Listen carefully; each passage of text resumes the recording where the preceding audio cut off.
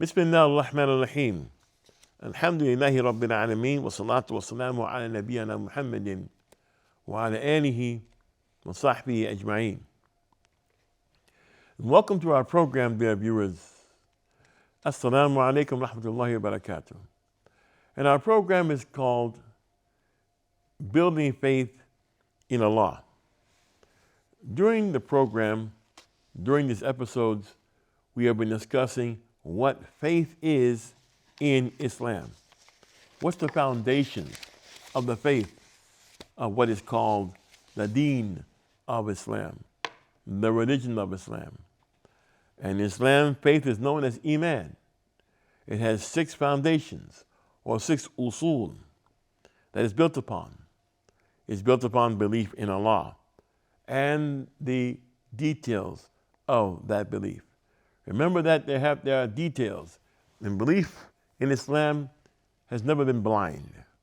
There have always been details.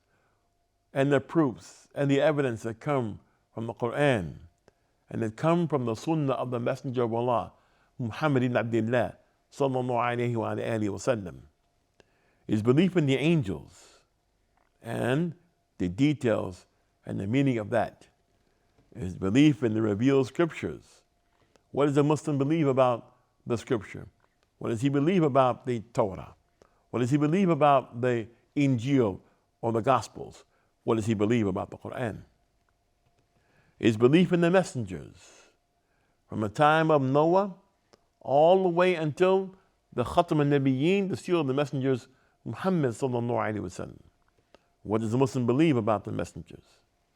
His belief in the day of judgment, the resurrection day, the judgment day. What does a Muslim believe about that? And it's believed that Allah decrees all things before they happen, whether they are good or whether they are bad. We have been talking about belief in Allah extensively because once a person is clear about how to believe in Allah, it removes one of the most damaging emotions that a human being can have. And it is the emotion of doubt, or the feeling of doubt, saying, I believe, but I don't know what to believe. Or I believe, but I'm not sure about this belief. I heard it, but I'm not sure. I see evidence, but I'm not sure. Islam removes doubt and also removes lust. Lusting after things which are harmful for the human being. So once lust in a human being, lusting after things, or having doubt of the human being, once lust and doubt come together, people of knowledge say they make a thing called fitna, trial and tribulation. So the messengers were all sent to call the people to worship Allah as one and to be sincere in that worship, the details of that worship and how to maintain sincerity in it. The messengers' main focus was Tawheed and Uluhiyah, to worship Allah as one. And they struggled with, some of them, with their people, because their people wanted to maintain their polytheism and not leave their worship. And so we have been talking about Hud, the Prophet Hud, and the Prophet Salih, and Shu'aib. Qalu, and they said, the people of Hud said to Hud, when he called them, the ones who resisted said, Qalu ya Hud, ma jitana bi bayyinatin, wa ma nahnu bi tariki alihatina an qawlika, wa ma nahnu laka bi mu'minin. And they said in their resistance, O Hud, no evidence have you brought us, and we shall not leave our gods for your mere saying, and we are not believers in you. And this is found in Surah Hud, Surah or chapter number 11, verse 53. Allah said about the people of Salih, the Prophet Salih, may Allah grant him peace. قالوا يا صالح قد كنت فينا مرجوا قبل هذا أتنهانا أن نعبد ما يعبد آباؤنا وإننا لفي شك مما تدعونا إليه مريب. And they also resisted. And they said, O Salih, you have been among us a figure of good hope, meaning we wish for you to be our chief till this new thing which you have brought, that we leave our gods and worship your God alone. Do you now forbid us the worship of what our fathers have worshipped? But we are really in grave doubt as to that which you invite us to, meaning grave doubt of monotheism.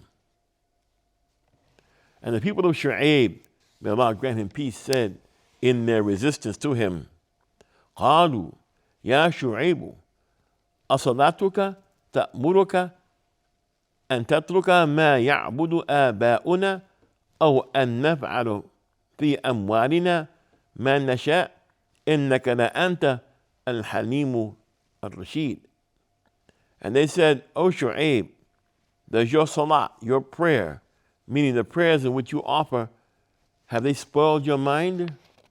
So you command that we leave off that which our fathers used to worship, or that we leave off doing what we like with our property? Verily, you are the forbearer, right-minded. And they said it sarcastically, that you are right-minded, but they didn't mean that. They are being sarcastic. So the messengers came to their people, and they invited their people to the oneness of Allah, to his lordship, to his worship, and to call him rightfully by the names he called himself, and to only describe him as he described himself. And in their cases, the people resisted his call. And Allah said about the Quraysh, the unbelievers of Quraysh, who also did the same thing, وَعَجَبُوا أَنْ جَاءَهُمْ مُنْذِرٌ مِّنْهُمْ وَقَالَ الْكَافِرُونَ هَذَا سَاحِرٌ كَذَّابٌ أَجَعَلَ الْآلِهَةَ إِلَهًا وَاحِدًا إِنَّ هَذَا لَشَيْءٌ عُجَابٌ وانطلق الملأ منهم أن امشوا واصبروا على آلهتكم إن هذا لشيء يراد ما سمعنا بهذا في ملة الآخرة إن هذا إلا اختلاق. And they, the pagan Arabs, they were amazed that a warner, meaning the Messenger of Allah ﷺ, has come to them from among themselves.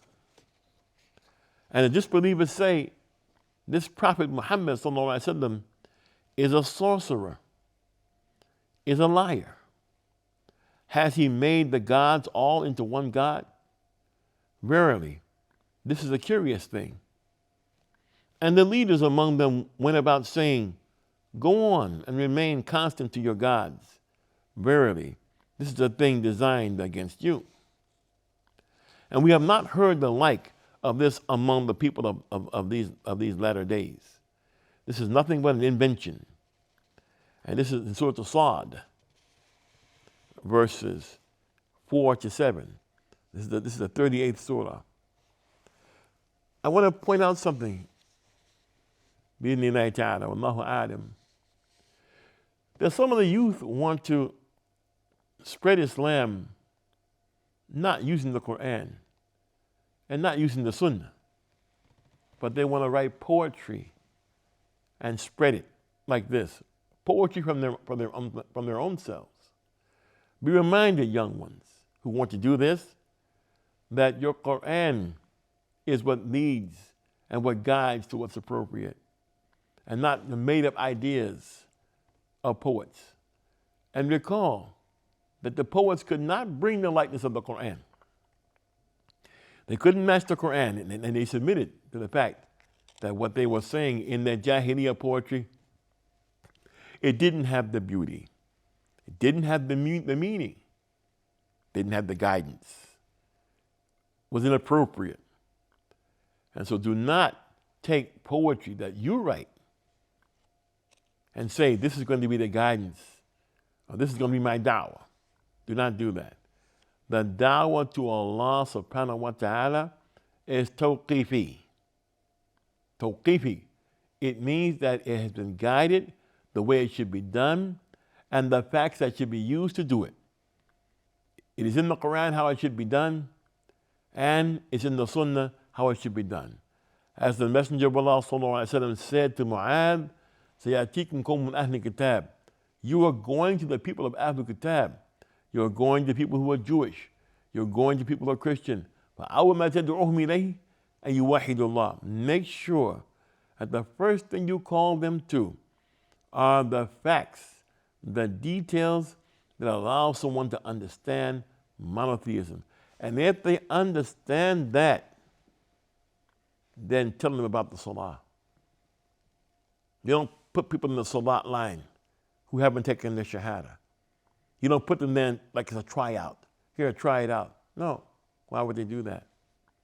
Do as the Quran instructs. Do as the Sunnah instructs.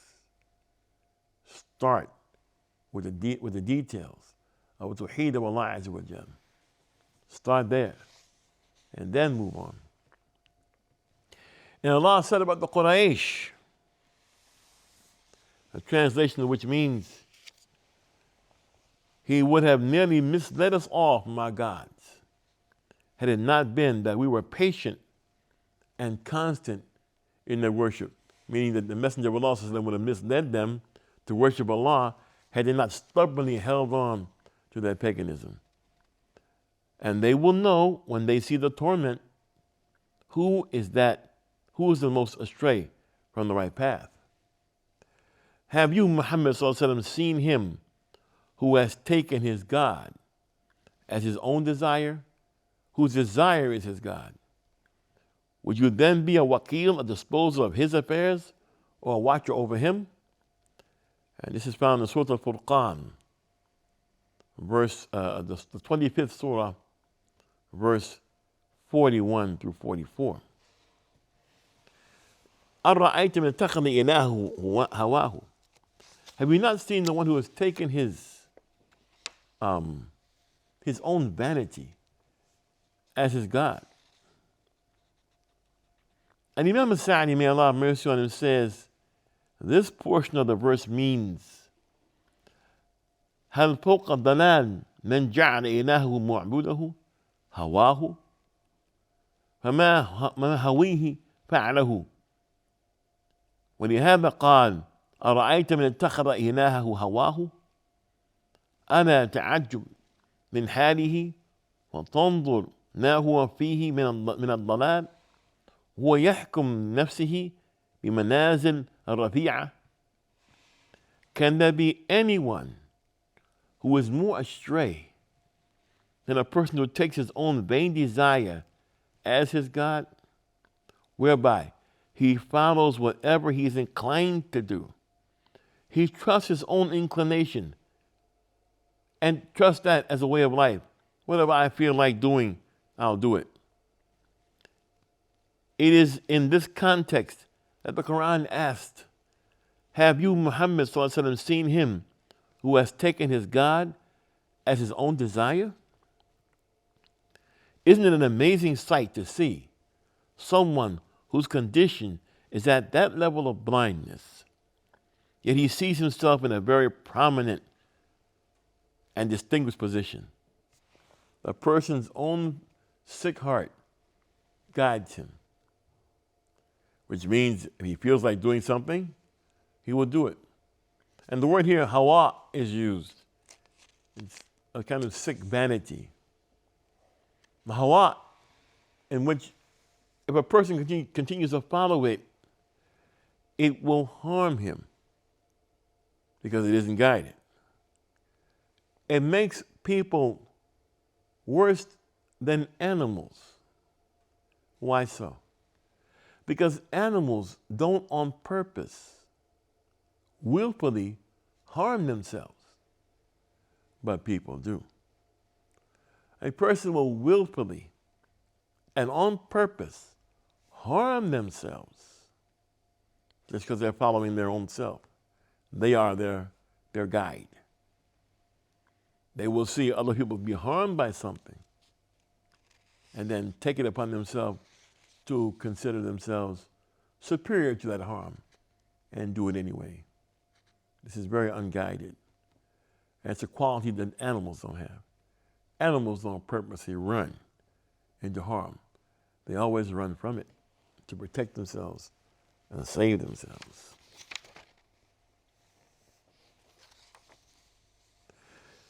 These texts are clear about the fact that the conflict between Allah's messengers, may Allah grant them all peace, centered around the messengers giving da'wah, call, propagation to monotheism, to tawheed and ibadah, meaning tawheed al-uluhiyah, and Allah's messengers instructing people to have total sincerity to Allah when they worship Him.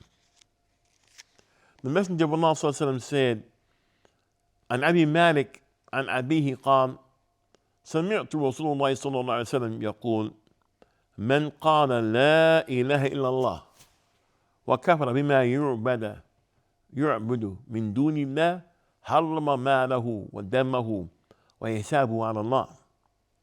It is narrated on the authority of Abu Malik. I heard the Messenger of Allah ﷺ say, he who professed that there is no deity in truth but Allah, and made a denial of everything which people worship besides Allah, his property and blood become untouchable, and their affair rests with Allah.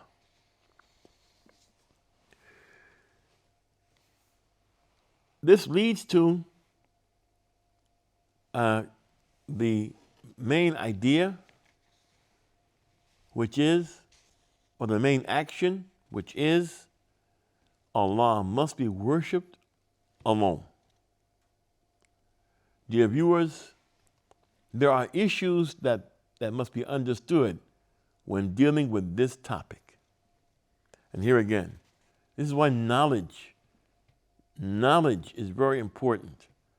A person should approach this religion to gain its knowledge so that they can operate according to its scriptures and its guidance. More about this topic, inshallah, in our coming episodes. I'm Talib Abdullah for the Sharjah Broadcasting Authority. Thank you for the privilege of your time. Assalamu alaikum wa rahmatullahi wa barakatuh.